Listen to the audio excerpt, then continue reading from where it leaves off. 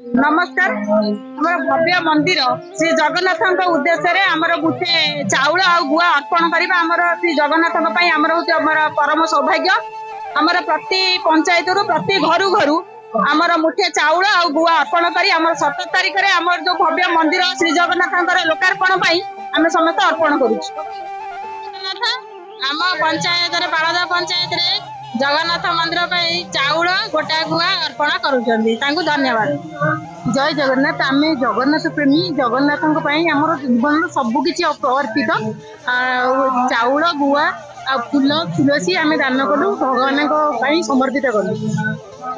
नमस्कार जय जगन्नाथ मुझे पादा पंचायत पादा अंगनवाड़ी केन्द्र कल्पना सामल आमर जो जगन्नाथ परिक्रमा प्रकल्प उद्घाटन होगापाई आम पादा पंचायत प्रत्येक घर घर अर्पण रथ बुलूची प्रत्येक घर घर अरुआ चाउल एवं गुआ अर्पण कर माँ मैंने ग्रुप एसएचजी माँ मैंने शुक्ल वस्त्र परिधान कर अरुआ चाउल और गुआ अर्पण कर जगन्नाथ।